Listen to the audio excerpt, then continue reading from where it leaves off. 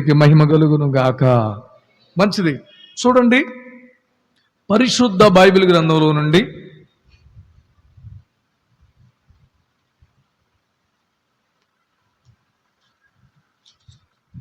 యెషయా గ్రంథం 35వ అధ్యాయము 9వ వచనము 4వ లైను. యెషయా గ్రంథం 35వ అధ్యాయము 9వ వచనం 4వ లైన్లో నుండి, యెహోవా విమోచించిన వారు పాటలు పాడుచు తిరిగి సియోనునకు వచ్చెదరు.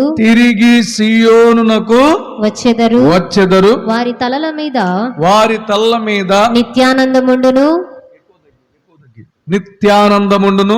వారు ఆనంద సంతోషములు గలవారై వచ్చెదరు. దుఃఖమును నిట్టూర్పును ఎగిరిపోవును. ఆమేన్ చెప్పండి అందరూ చెప్పండి. యెహోవా విమోచించిన వారు పాటలు పాడుచు తిరిగి సియోనునకు వచ్చెదరు. వారి తలల మీద నిత్యానందముండును. వారు ఆనంద సంతోషములు గలవారై వచ్చెదరు. దుఃఖమును నిట్టూర్పును ఎగిరిపోవును. ఆమేన్. ప్రార్థన. ప్రేమ స్వరూపి దయామయుడివైన మా దేవా, పరిశుద్ధ పాదములు పట్టుకొని ప్రార్థన చేస్తున్నాను. యేసు నామములో నీ పక్షమై నీ సేవకునిగా నేను నిలబడి ఉండగా, నీ ప్రజల నాయన నిట్టూర్పు, నీ ప్రజల దుఃఖము ఎగిరిపోవునట్లు నేటి దినమున మీరు మాట్లాడి నీ బిడలలో సంతోష ఆనందమును కలుగజేయమని, ఈ స్థలమందు నీ సన్నిధిని నిలుపమని యేసు నామమున అడుగుచున్నాను తండ్రి. ఆమేన్. హల్లెలూయా. ఇక్కడ రాయబడిన మాటలో మనము ధ్యానము చేసినట్లయితే, యెహోవా విమోచించిన వారు పాటలు పాడుచు తిరిగి సియోనునకు వచ్చెదరు. హల్లెలూయా. సియోను అనగా అర్థం ఏంటి? దేవుని సన్నిధి. దేవునికి స్తోత్రం. సియోను అనగా అర్థం ఏంటి? దేవుని సన్నిధి. ఇప్పుడు దేవుని సన్నిధిలో ఓ వ్యక్తి స్థిరపరచబడాలి. దేవుని సన్నిధిలో ఒక వ్యక్తి నిలబడాలి. దేవుని సన్నిధిలో ఒక వ్యక్తి దేవునిని ఆరాధించాలి అనుకో. ఆ వ్యక్తి మొట్టమొదటిగా విమోచనము పొందాలి. హల్లెలూయా. ఏం పొందాలి? విమోచనము పొందాలి. విమోచనము పొందితే గనక ఆ వ్యక్తి పాటలు పాడలేడు. ఆ వ్యక్తి సంతోషం ఆనందం కలిగి ఉండలేడు. ఆ వ్యక్తి తల మీద నిత్యానందము ఉండదు. ఆ వ్యక్తిలో ఉన్న దుఃఖము నిట్టూర్పు ఎగిరిపోదు. మొట్టమొదటిగా ఎవరైనా సరే విమోచనం అనేది చాలా అవసరం. ఎందుకంటే ఓ వ్యక్తి విమోచించబడితేనే ఆ వ్యక్తి లోకములో లేని సంతోషాన్ని పొందుకోగలడు, లోకములో లేని ఆనందాన్ని పొందుకోగలడు. ఆ వ్యక్తి హృదయములో కంటే ఆ వ్యక్తి తల మీదనే నిత్యానందం ఉండిద్దంట. హల్లెలూయా. గమనించండి, ప్రవక్త ఈ రీతిగా మాట్లాడుతూ ఉన్నాడు. ఎవరైతే విమోచించబడతారో, ఎవరైతే దేవుని యొక్క సన్నిధిలో ఉంటారో వారు మాత్రమే నిట్టూర్పు దుఃఖము ఎగిరిపోయిన వారై ఉంటారు. వారు మాత్రమే సంతోష ఆనందము కలిగి ఉంటారు. వారికి మాత్రమే తల మీద నిత్యానందము ఉంటుంది. హల్లెలూయా. బైబిల్లో 3 రకాల విమోచనములు ఉన్నాయి. హల్లెలూయా. ఎన్ని రకాల విమోచనములండి? 3 రకాల విమోచనములు. చూడండి, ఉదాహరణకు మనం చూద్దాం. రోమీయులకు రాసిన పత్రిక 8వ అధ్యాయము 23వ వచనాన్ని గనక మనం చూడగలిగితే అంతేకాదు అక్కడ రాయబడిన మాట, అంతేకాదు ఆత్మ యొక్క ప్రథమ ఫలముల నొందిన మనము కూడా దత్తపుత్రత్వము కొరకు అనగా మన దేహము యొక్క విమోచనము కొరకు కనిపెట్టుచు మనలో మనము మూలుగుచు ఉన్నాము. దేవునికి మహిమ కలుగును గాక. హల్లెలూయా. ఇప్పుడు దేనికి విమోచనము కావాలంట? దేనికి? దేహమునకు. దేనికి విమోచనం కావాలి? దేహము. అంటే దేహము అనగా ఈ శరీరము. అంటే ఈ శరీరము లోపల చాలా అవయవములు ఇమిడి ఉన్నాయి. అంటే ప్రతి అవయవాన్ని ఈ దేహం కప్పింది. గమనించండి, ఈ దేహము చేతులని కప్పింది, కాళ్ళను కప్పింది, గుండెను, కిడ్నీలను, లివర్ని, మెదడునే కావచ్చు, కళ్ళనే కావచ్చు, నాలుకనే కావచ్చు, పళ్ళనే కావచ్చు, ముక్కునే కావచ్చు, ఈ తలనే కావచ్చు, మొత్తాన్ని కూడా ఏం చేసిందంట? దేహం కప్పింది. ఈ దేహము శరీరములో ఉన్న ప్రతి భాగాన్ని కప్పినంత మాత్రాన ఈ దేహము పరిశుద్ధమైనది కాదు. హల్లెలూయా. ఎందుకు? ఈ దేహాన్నే ఏమన్నారంటే శరీరము అన్నారు. ఇప్పుడు ఈ శరీరములో ఏముంది అంటే పాపము శరీరాన్ని ఏం చేసిందంటే పాడు చేసింది. అయితే అపోస్తులుడైన పౌలు మొదటి కొరింథీయులకు రాసిన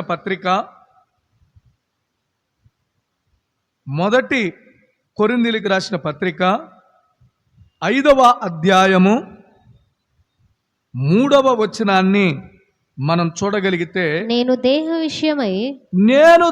విషయమై దూరముగా ఉన్నను ఆత్మ విషయమై సమీపముగా ఉండి మీతో కూడా ఉండినట్టుగానే ఇట్టి కార్యము ఇలాగు చేసిన వానిని గూర్చి ఇదివరకే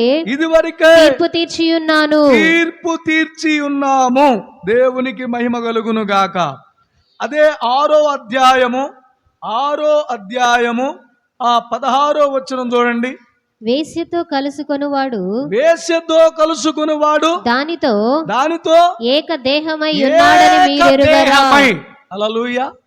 అంటే ఈ దేహానికి ఏమంటిందంట? పాపము. హల్లెలూయా. హల్లెలూయా. ఏమంటుందండి? పాపము. అందుకనే 15వ వచనంలో రాయబడింది, మీ దేహములకు క్రీస్తునకు అవయవములై ఉన్నవని మీరెరుగరా. హల్లెలూయా. మీ దేహం దేవునికి ఏమై ఉందంట? ఏమై ఉందండి? ఆలయము. హల్లెలూయా. హల్లెలూయా. అందుకనే ఇక్కడ 3వ అధ్యాయము 16వ వచనాన్ని గనక మనం చూస్తే అక్కడ ఏమని రాశాడంటే, మీరు దేవుని ఆలయమై ఉన్నారనియు దేవుని ఆత్మ మీలో నివసించుచున్నాడని మీరెరుగరా. ఎవడైనను దేవుని ఆలయమును పాడు చేస్తే దేవుడు వానిని పాడు చేయును. దేవునికి మహిమ. హల్లెలూయా. అంటే ఈ దేహము దేవునికి ఏమై ఉందంట? ఏమై ఉంది? ఆలయమై ఉంది. మీ దేహము దేవునికి ఏమై ఉంది? ఆలయమై ఉంది. అందుకే 2వ కొరింథీయులకు రాసిన పత్రిక చూడండి, అక్కడ కూడా పౌలు గారు సంఘానికి ఓ మాట రాస్తా ఉన్నాడు. చదవండి 7వ వచనం.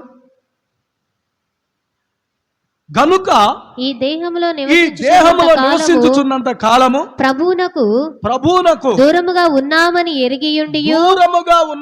ఎరిగియుండి ఎల్లప్పుడూ ధైర్యము గలవారమై ఉన్నాము. దేవునికి స్తోత్రం. ఈ దేహం ఏమైందంటండి? ఏమైందంటాడు?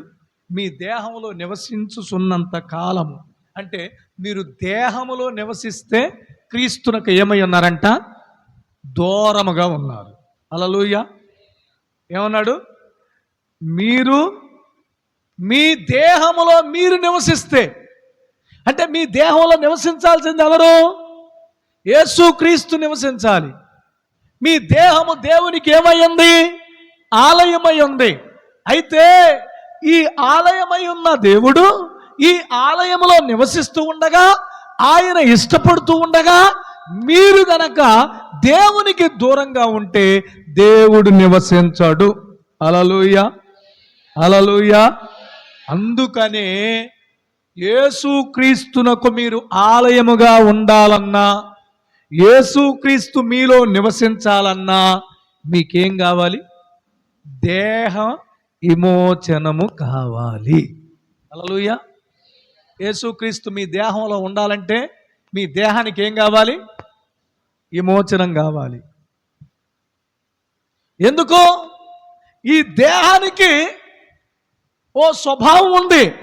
ఏంటి ఆ స్వభావం అంటే పాపపు ఆలోచన, పాపమునకై పరిగెత్తే స్వభావము, పాపము చేత నింపబడే మనస్సాక్షి ఈ దేహానికి ఉంది. ఈ దేహానికి ఏ పాపము అంటినా ఆ వ్యక్తి దేవుని మందిరంలో పాట పాడినా సరే, ప్రభుని స్తుతించినా సరే, బాప్తిసం పొందినా సరే, లేకపోతే పరిచర్య చేసినా సరే, కానుకలు ఇచ్చినా సరే ప్రయోజనము లేదు. నీ దేహములో దేవుడు నివసిస్తే, నీ దేహముతో దేవుని మహిమపరిస్తే తప్ప నీవు దేవునికి దగ్గరగా ఉండలేవు. హల్లెలూయా, హల్లెలూయా. కనుక ఇప్పుడు మీ దేహము ఎప్పుడైతే విమోచనము కలిగిద్దో దేవుడు చేస్తాడు. మీ దేహానికి విమోచనము కలిగినప్పుడు ఆయన ఆలయంగా మీరు మార్చబడతారు. ఇప్పుడు ఆలయంలో జరిగేది ఏంటి? ఆలయములో ఆరాధన ఉంది, ఆలయములో స్తుతి ఉంది, ఆలయములో పరిచర్య ఉంది, ఆలయములో దేవునికి కృతజ్ఞతాస్తుతి ఉంది, ఆలయములో అర్పణలు ఉన్నాయి. ఆలయము అనేకులకు నివాస స్థలము. హల్లెలూయా. అంటే ఇప్పుడు నీ హృదయము దేవునికి ఆలయంగా మార్చబడితే నీ ఆలయంలో అనేక మందికి స్థలం ఉంది. ఎంతమందినైనా దేవుని దగ్గరకు నడిపించగలవు, ఎంతమందికైనా సాక్ష్యము చెప్పగలవు, ఎంతమందినైనా దేవుని కొరకు నిలబెట్టగలవు. ఈరోజు నీ ఆత్మీయ స్థితిలో నీ దేహంలో దేవుడుంటే దేవుని పని జరిగిద్ది. నీ దేహంలో దేవుడు లేనంత కాలం దేవుని పని జరగదు. హల్లెలూయా. అందుకే నీ దేహానికి కావలసింది ఏంది? విమోచనము కావాలి. హల్లెలూయా. ఈ విమోచనము కొరకు పౌలు గారు ఏమంటున్నాడు? కనిపెడుతున్నాము అని అంటాడు. రెండవ మాట చూద్దాం. 49వ సంకీర్తన 9వ వచనం.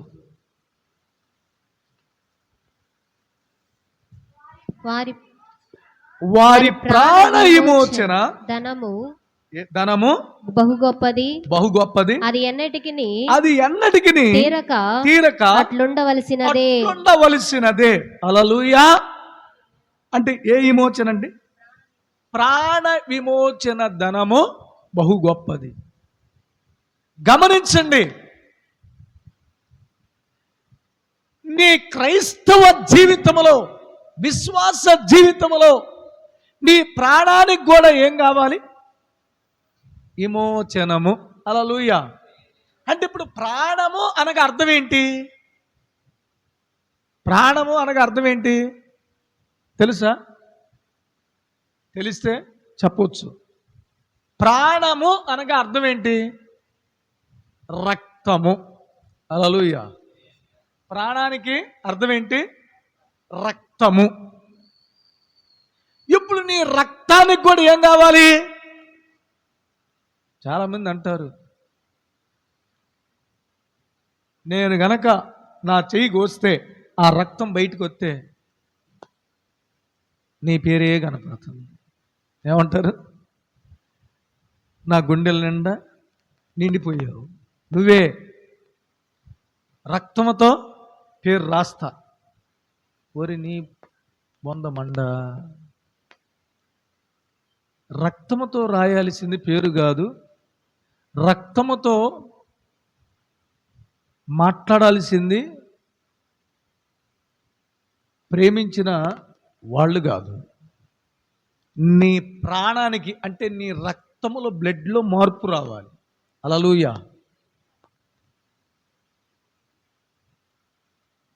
నీ రక్తములో మార్పు రావాలి. ఏంటా మార్పు? గమనించండి.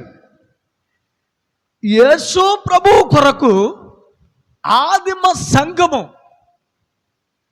ఏం చేసిందండి? ఏం చేసింది? రంపాలతో కోయబడింది, రాళ్లతో కొట్టబడింది, ఏడవబడింది, ప్రాణాలు తెగించి ప్రభు పనిచేశారు, ప్రాణాలు అర్పించారంతే. హల్లెలూయా.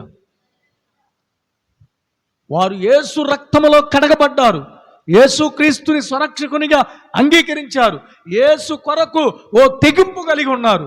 కనుక వారు చేసిన పనేంటి? యేసు ప్రభు యావత్ భూమి మీద ఉన్న ప్రజానికం కోసం, పుట్టి చనిపోయిన వాడి కోసం, పుట్టుతున్న వారి కోసం, పుట్టబో వారి కోసం ఒకేసారి తన రక్తాన్ని కార్చి ప్రాణ క్రైదనంగా మార్చబడ్డాడు, విమోచన క్రైదనంగా మార్చబడ్డాడు.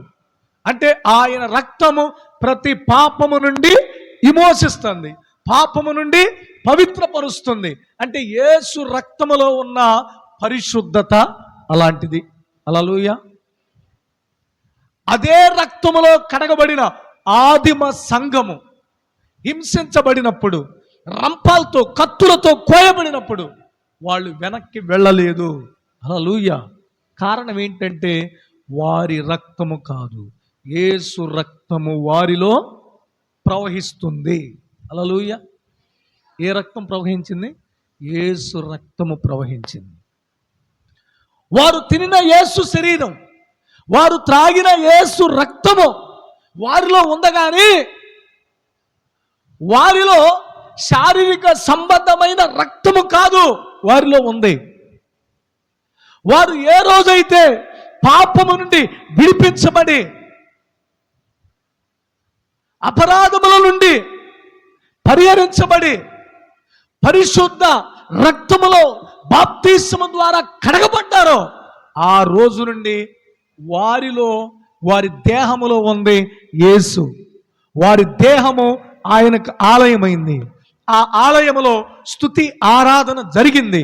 కనుక వారి ప్రాణము విమోచించబడింది గనక వారు యేసునే తలిచారు. కానీ వారు ఏమాత్రం కూడా అవిశ్వాసం, అపనమ్మకం కలిగి దేవునికి దూరమై దేవునికి వేరుబాటు జీవితం కలిగి వారు ఉండలేదు. కారణం ఏంటంటే వారి నరనరాల్లో ప్రవహిస్తుంది యేసు రక్తం, కానీ వారి రక్తము కాదు. ఎందుకు? మార్పు జరిగింది. యేసు దేవుడని తెలుసుకున్నట ద్వారా, ఆయనే మన పాపముల కొరకు శాంతికరమై ఉన్నాడని, ఆయన కార్చిన రక్తం మనల్ని పరిశుద్ధపరుస్తుందని తెలుసుకున్నట ద్వారా, తెలుసుకున్న వారు కడగబడుట ద్వారా, కడగబడిన వారు ఆయన శరీరాన్ని, రక్తాన్ని తిని త్రాగుట ద్వారా ఈ శరీరం మాది కాదు, ఈ ప్రాణం మాది కాదు, ఈ ఆత్మ మాది కాదు అని సంపూర్ణంగా దేవునికే సమర్పించారు గనక వారు ప్రాణాలు తెగించి దేవుని కొరకు అర్పణముగా చేయబడ్డారు. హల్లెలూయా.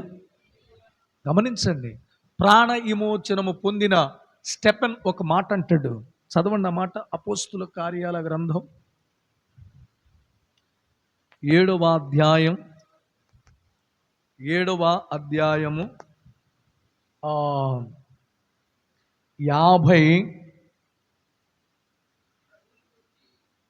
వచనం. ప్రభువును గూర్చి మొర్ర పెట్టుచు, యేసు ప్రభువా ఏమన్నాడండి? నా ఆత్మను చేర్చుకొనమని స్టెప్పును పలుకుచుండగా. హల్లెలూయా. చెప్పండి ఈ మాట. ప్రభువుని గూర్చి మొర్రపెట్టుచు,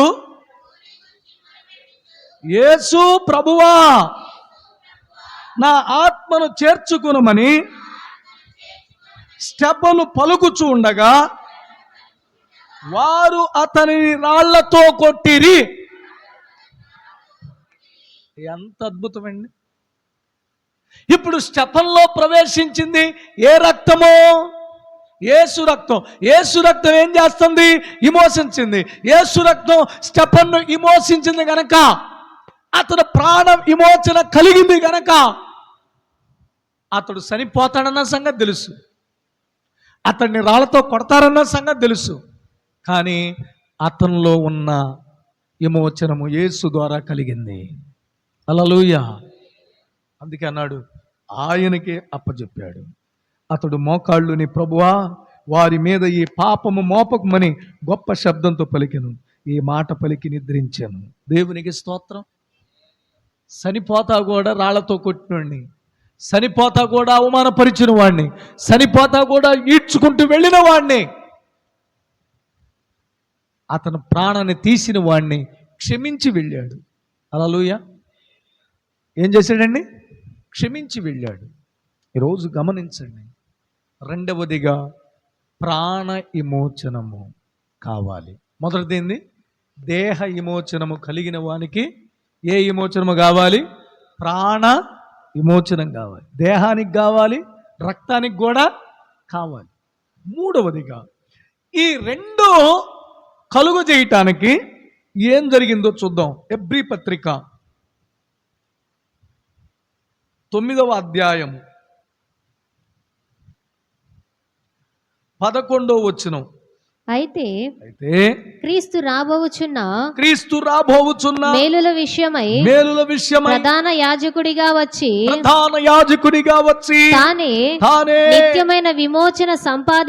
నిత్యమైన విమోచనము సంపాదించి హస్తకృతము కానిది అనగా ఈ సృష్టి సంబంధము కానిది మరి ఘనమైనది పరిపూర్ణమైనది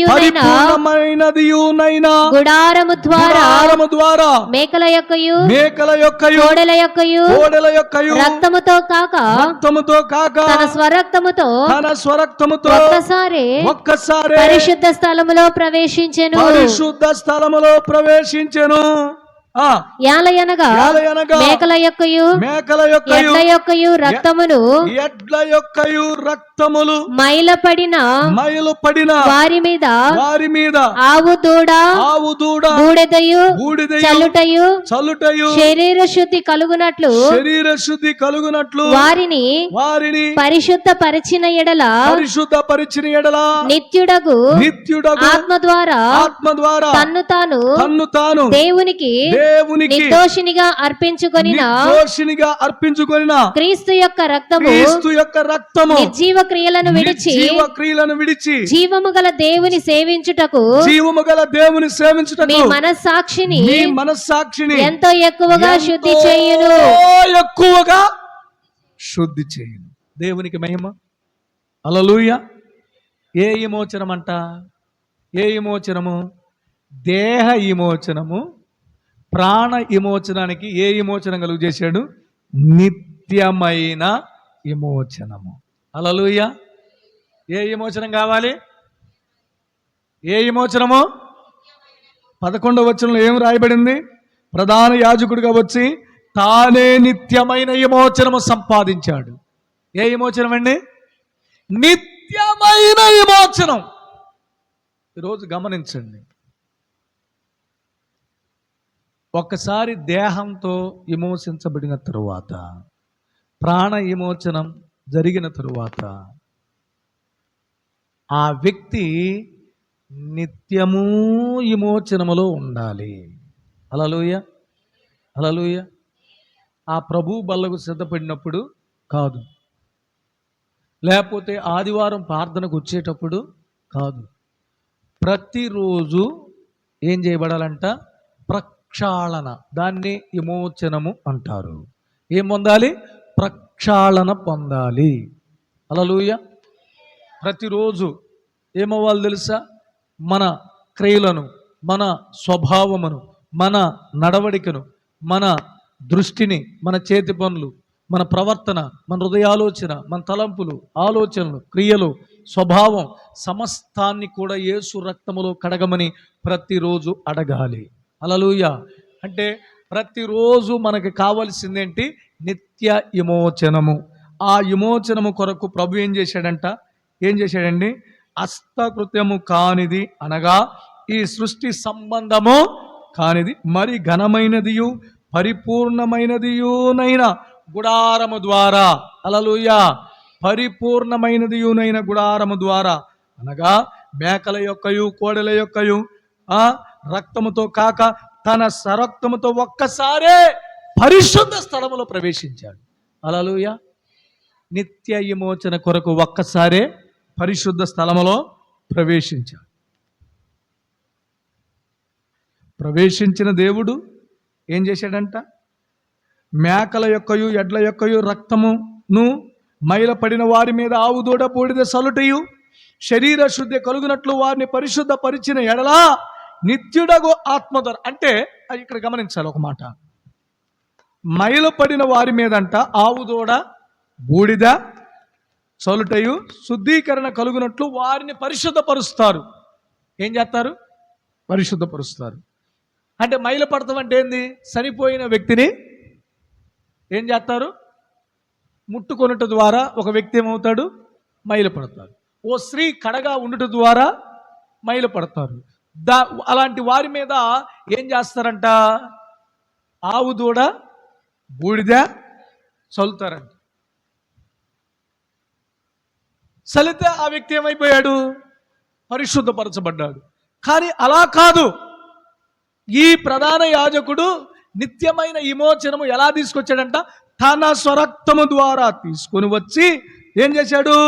నిత్యుడగు ఆత్మ ద్వారా తన్ను తాను దేవునికి నిర్దోషినిగా అర్పించుకొనిన క్రీస్తు యొక్క రక్తము నిర్జీవ క్రియలను విడిచి జీవము గల దేవుని సేవించుటకు మీ మనస్సాక్షికి ఎంతో ఎక్కువగా శుద్ధి చేయును. హల్లెలూయా.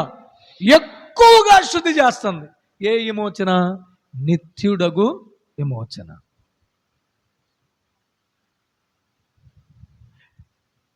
దేహ విమోచన పొందినవాడు ప్రాణ విమోచన పొందాలి. ప్రాణ విమోచన పొందినవాడు నిత్యుడగు దేవుని ఆత్మ ద్వారా విమోచించబడాలి. ఇప్పుడు ఈ విమోచించబడుట వలన ఆయన చేసిన పని ఏంటో తెలుసా? ఆయన చేసిన పని ఈ దేహ విమోచన కలుగు చేసే దేవుడు, ప్రాణ విమోచన కలుగు చేసే దేవుడు, నిత్యుడగు ఆత్మ ద్వారా విమోచన కలుగు చేసే దేవుడు మన పితరులను విమోచించినట్లుగా మనల్ని కూడా విమోచించాడు. హల్లెలూయా, హల్లెలూయా, హల్లెలూయా, హల్లెలూయా. గుండె చెదరిన వారిని బాగు చేయు వాడని, గుండె చెదరిన వారిని బాగు చేయు వాడని, వారి గాయములన్నీయు కాటుచున్న వాడని, వారి గాయములన్నీయు కాటుచున్న వాడని, దేవునికి స్తోత్రము గానము చేయుటయే మంచిది, మన మందర స్తుతి గానము చేయుటయే మంచిది.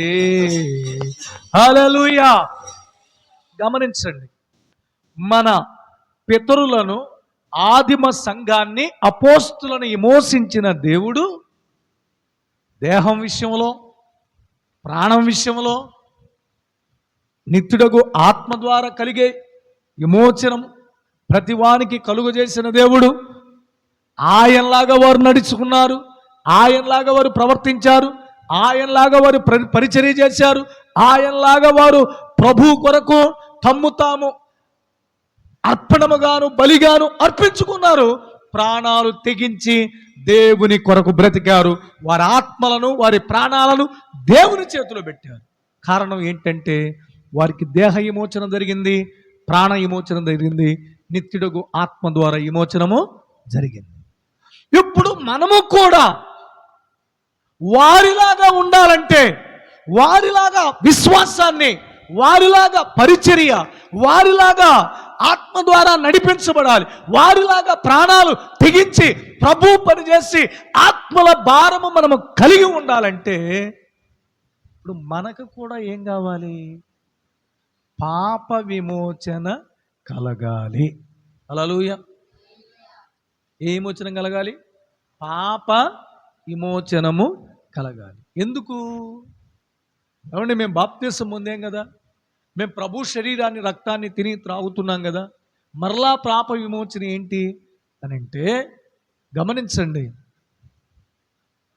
ఆజ్ఞ అతిక్రమం అనే పాపాలు మానవుని పట్టి పీడిస్తూ ఉండగా ఆ పాపంలో పడిపోయి చాలామంది దేవునికి దూరమైపోతూ ఉన్నారు. వారికి ఏం కావాలి? విమోచనము కావాలి. అంత మాత్రమే కాదు, చాలామంది ఆరాధనకు వస్తున్నారు, రక్షణ మారు మనసు బాప్తిసం లేకుండా ఉన్నారు. వారికి కూడా ఏం కావాలి? పాప విమోచనము కలగాలి. అందుకనే యేసుప్రభు అపోస్తుడైన పౌలు అంటాడు, రోమా సంఘానికి ఉత్తరం రాస్తూ 6వ అధ్యాయము 18వ వచనం గనక మనం చూడగలిగితే, రోమా పత్రిక 6వ అధ్యాయము 18వ వచనాన్ని గనక, పాపము నుండి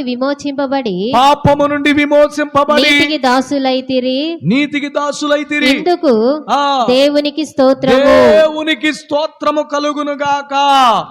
హల్లెలూయా, హల్లెలూయా, హల్లెలూయా. ఏమని 17వ వచనం చూస్తే, మీరు పాపమునకు దాసులయ్యింటిరి గాని ఏ ఉపదేశ క్రమమునకు మీరు అప్పగింపబడితిరో దానికి హృదయపూర్వకముగా లోబడిన వారై. హల్లెలూయా.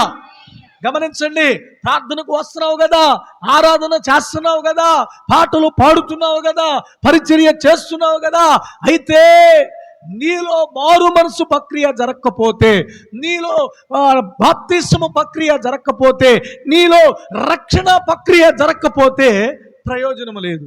అందుకనే మీరు పాపమునకు దాసులై ఉన్నారు. అయితే ఏ ఉపదేశ క్రమాన్ని మీరు వింటున్నారో, ఏ సంఘ క్రమంలో మీరు నడుస్తున్నారో, ఏ సంఘములో పరిచర్య చేస్తున్నారో, ఏ సంఘానికి క్రమానికి కట్టుబడి ఉన్నారో, ఆ సంఘములో మీరు ఏమవ్వాలి? అప్పగించుకోవాలి, హృదయపూర్వకంగా లోబడాలి. హల్లెలూయా. 1 అప్పగించుకోవాలి, 2 ఏమవ్వాలి? లోబడాలి. ఇప్పుడు అప్పగించుకుంటారు కానీ లోబడేవారు అరుదు. హల్లెలూయా. అంతే కదా, అప్పగించుకుంటారు. ఎందుకు? దేవుడు మన జీవితంలో ఏదో ఒక శ్రమ నుండో, కష్టము నుండో, శోధన నుండో మనల్ని విడిపించాడు గనక అప్పగించుకుంటారు. కానీ లోబడే విషయంలోకి వచ్చేటప్పటికి కాస్త కష్టం. బైబిల్ అంటుంది, లోబడనొల్లని ప్రజలకు శ్రమ. అందుకే దేవుడు ముద్ర వేశాడు ఇజ్రాయేలుకి, వారు లోబడనొల్లని ప్రజలు గనక నేను వారితో రాను. కనుక లోబడకపోతే దేవుడు నీ ప్రయాణంలో రాడు.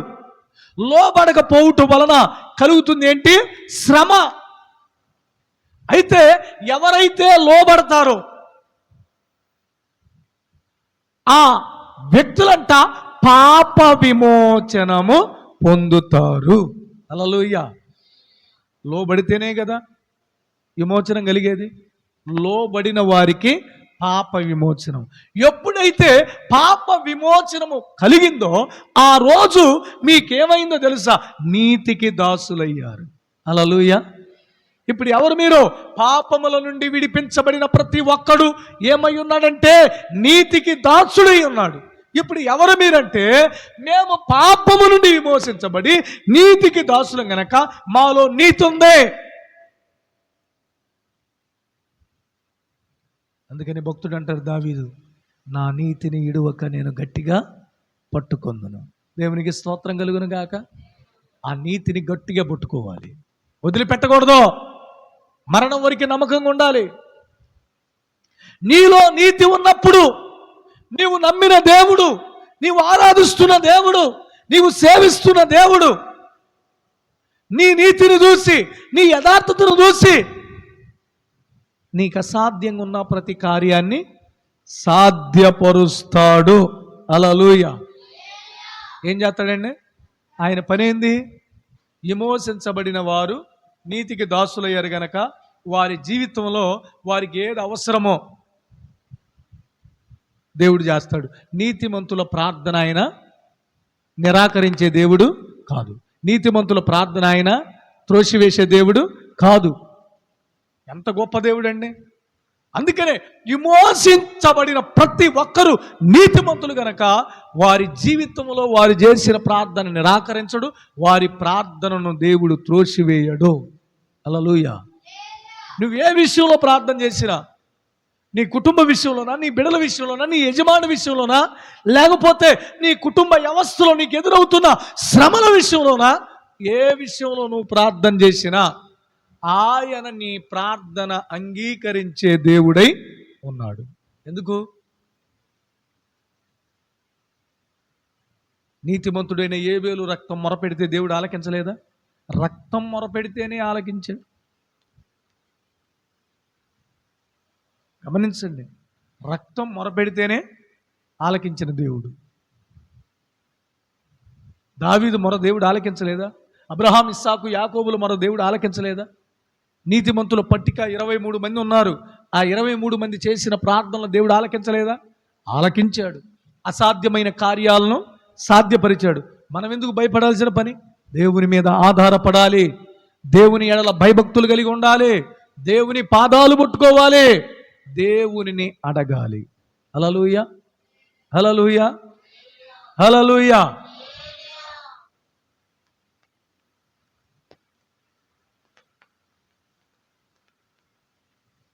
వాస్తవానికి మీకు ఒక విషయం చెప్పాలి. మన చర్చిలో పెయింట్ వేసినటువంటి మా బాబాయ్, ఆయన ప్రార్థనకి వెళ్ళడు. కానీ కొన్నిసార్లు మేము ఎక్కడికన్నా ప్రార్థన తీసుకెళ్ళటం వలన కాస్త దేవుడి మీద నమ్మకం కలిగింది. ఆయనకు ఒక శ్రమ కలిగింది ఆరోగ్యరీత్యా. ఆ శ్రమ ఎందుకు కలిగిందంటే, బాప్తిసము మన సంఘం ద్వారా తీసుకొని ఆయన అన్నాడు, బల్లారాధనకు అయితే ఇక్కడికి వస్తాను, విడివారాల్లో దగ్గర ఉన్న సంఘానికి వెళ్తానయ్యా, అక్కడ నుండి ఇక్కడికి రావాలంటే ఇబ్బంది కదా అన్నాడు. వాస్తవంగా మారు మనసు పొందింది.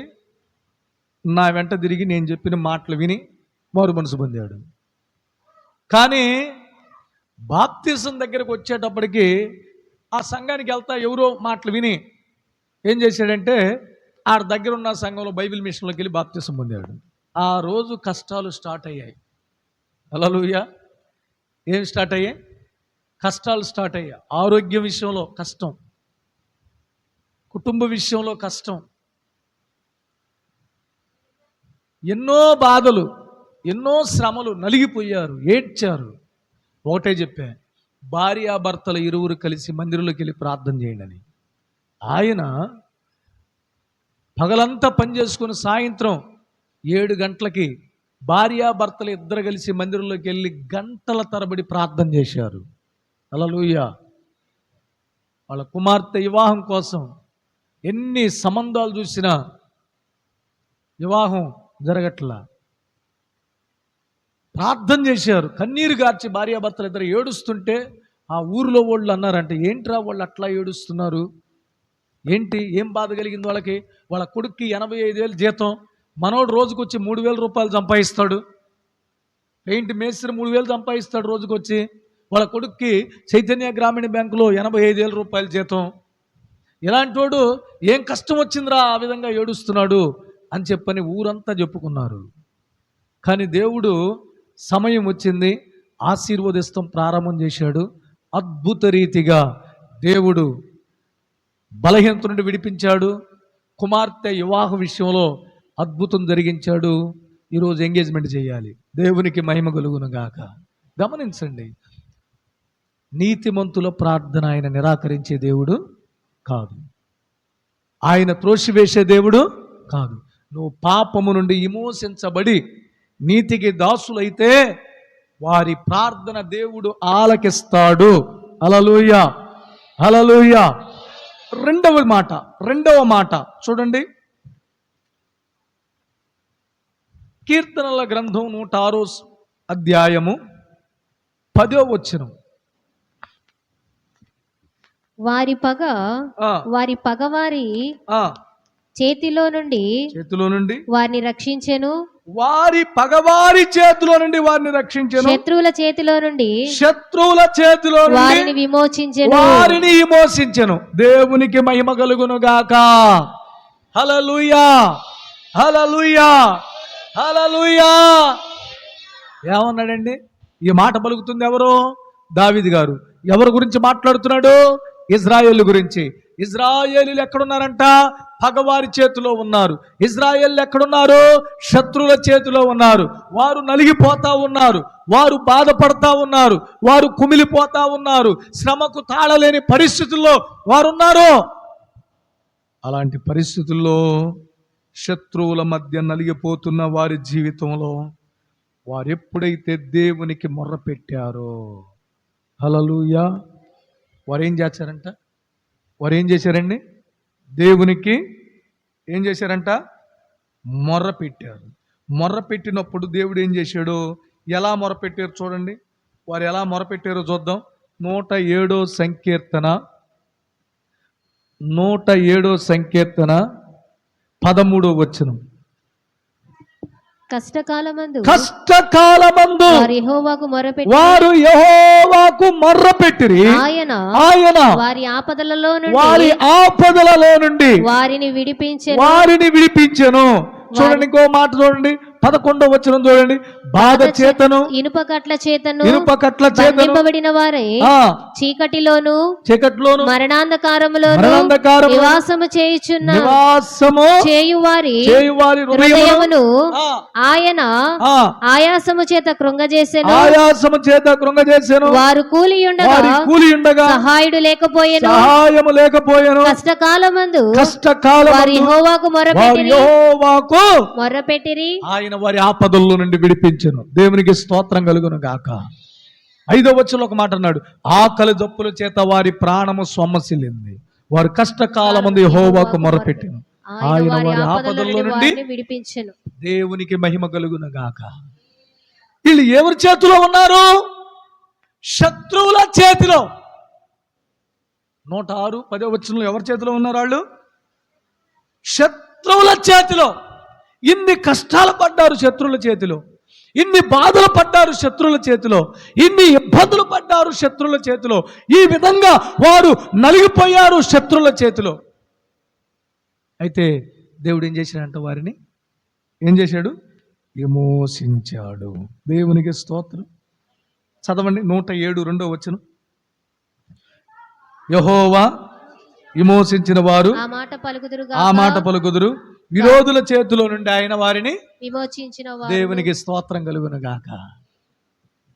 ఈరోజు గమనించు, నీకు శత్రువు ఎవరు? నీకు శత్రువా? అప్పు అనే శత్రువా? రోగాలనే శత్రువులా? సమస్యలనే శత్రువులా? కష్టాలు శత్రువులుగా ఉన్నాయా? నీ ఇంట్లో నీ యజమానుడు శత్రువుగా ఉన్నాడా? నీ బిడ్డలు శత్రువులుగా ఉన్నారా? వారి నుండి విడిపించే దేవుడు మన దేవుడు. హల్లెలూయా, హల్లెలూయా, హల్లెలూయా.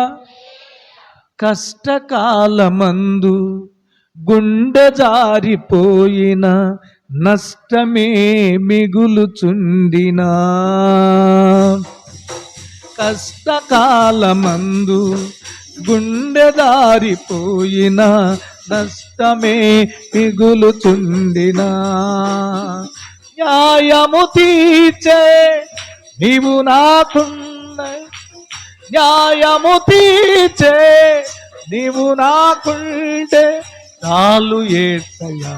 ఆమేన్. చాలు యేసయ్యా, చాలు యేసయ్యా, చాలు యేసయ్యా. నమ్మకమైన దేవుడవైనా నీవే చాలు యేసయ్యా. నేనేమై ఉన్నా, ఏ స్థితిలో ఉన్నా, నేనేమై ఉన్నా, ఏ స్థితిలో ఉన్నా, ఇంకేమి కోరుకోనయా యేసయ్యా, ఇంకేమి కోరుకోనయా, ఇంకేమి కోరుకోనయా యేసయ్యా, ఇంకేమి కోరుకోనయా. హల్లెలూయా. ఎవరి చేతుల నుండి మోసించాడంట? శత్రువుల చేతిలో నుండి. అందుకే దావీదు అంటాడు 55వ సంకీర్తన 18వ వచనంలో దావీదు అంటాడు, ఆయన ఎవరన్నా విడిపించాడా అంటే 55వ సంకీర్తన, నా శత్రువులు అనేకులై ఉన్నారు, అయినను వారు నా మీదికి రాకుండాను సమాధానం కలుగజేసి ఆయన నా ప్రాణమును విమోచించి ఉన్నాడు. హల్లెలూయా. శత్రువు నీ మీదకి రాకుండా, శత్రువు నీ మీద దాడి చేయకుండా, శత్రువు నీ మీద యుద్ధం చేయకుండా, శత్రువు నీ మీద అపనిందలు వేయకుండా, శత్రువుతో సమాధానం కలుగు చేసి మోసించే దేవుడు అంట. హల్లెలూయా. ఏ దేవుడు అండి? ఏ దేవుడు? శత్రువుతో సమాధానం కలుగు చేసి విమోచించే దేవుడు. గమనించు.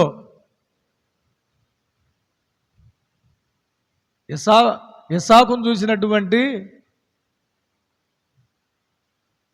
ఆ గెరారు ప్రాంతపు రాజైన అబీమెలెకు ఏమన్నాడు? వామ్మో, నీ ఆశీర్వాదం చూస్తుంటే నాకు భయం వేస్తుంది బాబు, నీతో మాకు సమాధానం కావాలి. హల్లెలూయా. నీతో ఏం కావాలి? ఏంది నీకు దేవుడు ఈ రీతిగా తోడున్నాడు? మా దేశంలో విత్తనం వేసావని వెళ్ళమన్నాం, వెళ్ళావు. మీ నాన్న బూడిసిన తవ్విన బావిలన్నీ మేము బూడి చేసాం, మరలా దవ్వుకున్నావు, ఊడ్చిన బావులు దవ్వితే నీళ్ళు వచ్చినాయి. ఆడ నుండి నువ్వు ఎక్కడికి వచ్చాడు? బెయేర్షెబాకు వచ్చావు. బెయేర్షెబాకు వస్తే ఎక్కడైంది నువ్వు ప్రార్థన చేయగలి నీ దేవుడు ప్రత్యక్షమయ్యాడు. వద్దో, నిన్ను బట్టి నీ దేవుడు మా మీద ఏమైనా యుద్ధం చేశాడానికి ఎందుకు బాబు, నీతో సమాధాన పడదామని వచ్చాం. హల్లెలూయా. శత్రువు ఏమయ్యాడండి? ఏమయ్యాడు? సమాధాన పడ్డాడు. నేను అంటాను, భయపడాల్సిన పని లేదు. నీకెవరు శత్రువులుగా ఉన్నారో వారిని చూసి భయపడాల్సిన పని లేదు. దేవుడు విమోచిస్తాడు, సమాధానము కలుగు చేస్తాడు. తన ప్రజలైన ఇజ్రాయేలీయులను విమోచించిన దేవుడు నిన్ను నన్ను విమోచించునుగాక. ఆమేన్. 3వ మాట చెప్పి ముగిస్తా. ఆదికాండం 48వ అధ్యాయం 16వ వచనం.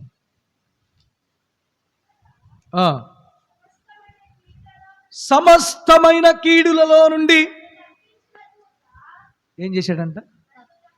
నన్ను తప్పించిన దూత ఈ పిల్లలను ఆశీర్వదించునుగాక.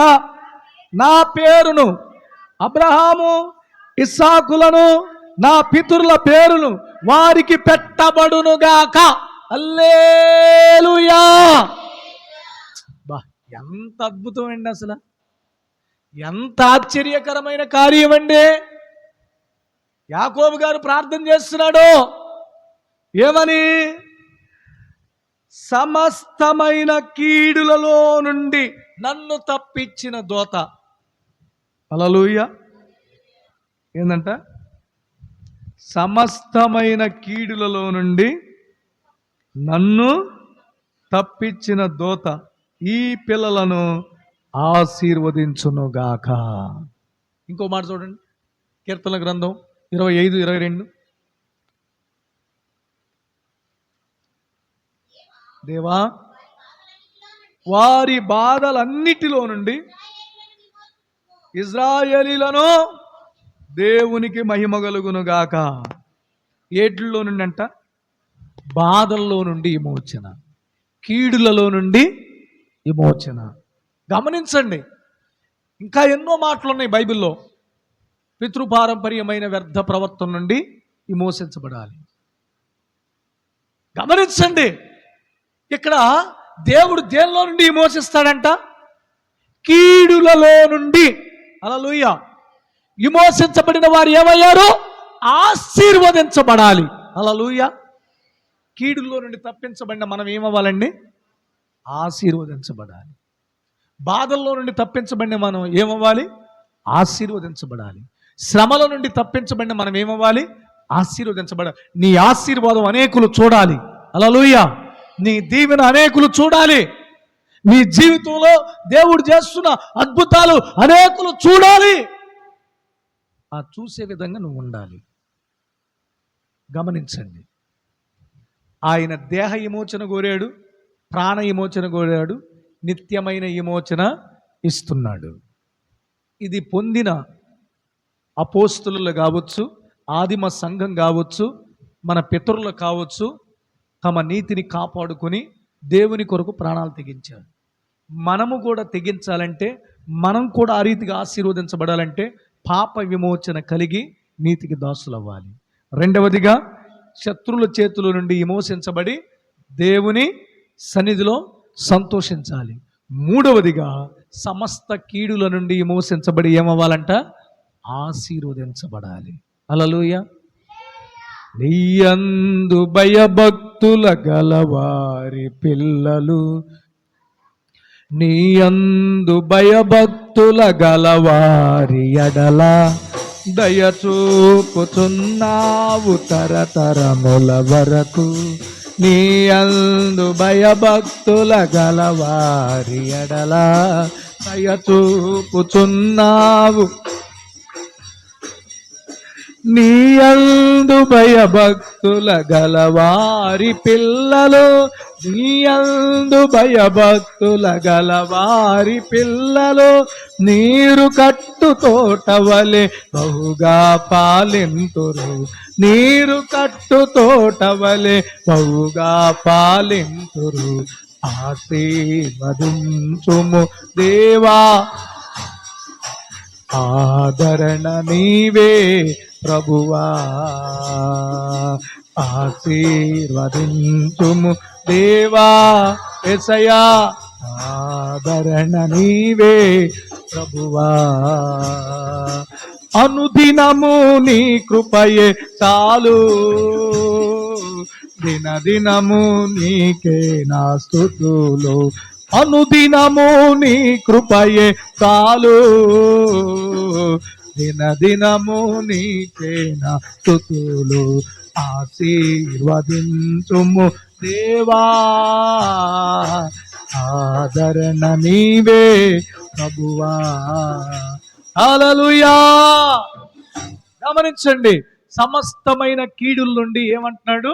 వారిని తప్పించి వీరిని ఆశీర్వదించయ్యా. ఎవరి పేరు? నా పేరు అనగా యాకోబు పేరు, అబ్రహాము, ఇస్సాకుల పేర్లు వీరికి పెట్టబడును గాక.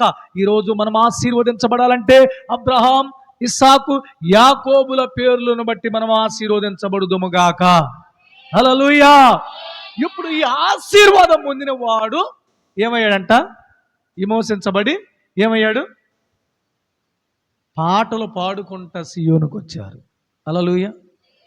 పాపము నుండి విమోచించబడాలి, శత్రువుల నుండి విమోచించబడాలి, కీడుల నుండి విమోచించబడి వీళ్ళు ఏడకు వచ్చారంట? సియోన్లోకి వచ్చారు. హల్లెలూయా. దేవుని సన్నిధికి వచ్చారు. దేవుని సన్నిధికి వచ్చి పాటలు పాడుతున్నారు. నిత్యానందం ఉంటుంది, ఆనంద సంతోషం ఉంటుంది. నిట్టూర్పు దుఃఖం ఏమవుతుందంట? ఎగిరిపోతుంది. హల్లెలూయా. అందుకే ఎవరికి ఎగిరిపోయిద్దంటే పాపము నుండి విమోచించబడినవారు, శత్రువుల నుండి విమోచించబడినవారు, కీడుల నుండి విమోచించబడి ఎవరైతే ఆశీర్వదించబడ్డారో వారు సంతోషం ఉండిద్ది, నిత్యానందం ఉండిద్ది. దుఃఖము నిట్టూర్పు ఎగిరిపోయి అనేకులకు దీవెనకరంగా కనబడతారు. అట్టి రీతిగా మనము కనబడుదము గాక. అట్టి ఆశీర్వాదం మనకొచ్చును గాక. అట్టి ఆరాధన మనము చేయుదము గాక. ఆమె అందరూ తల్ల వంచండి. ప్రభువా, ఇంకా ఏదైనా నీ జీవితంలో నిట్టూర్పు దుఃఖం ఉంటే ప్రభువు తెలియపరచండి. ప్రభువా, నా జీవితంలో నేను నీకు అప్పగించుకుంటున్నాను, సమర్పించుకుంటున్నాను. నన్ను కాపాడు, నన్ను కాయము, నా పక్షమై మీరు నిలబడండి, నన్ను ఆశీర్వదించండి, నన్ను దీవించండి, నీ కృపకు నన్ను పాత్రులుగా చేసి నడిపించమని ప్రభువుని అడుగుదాం. ప్రార్థన చేసుకుందాం. ప్రేరేపణ గలవారు ఒకరు ప్రార్థన చేయండి. ప్రేరేపణ గలవారు, నా శత్రువుల నుండి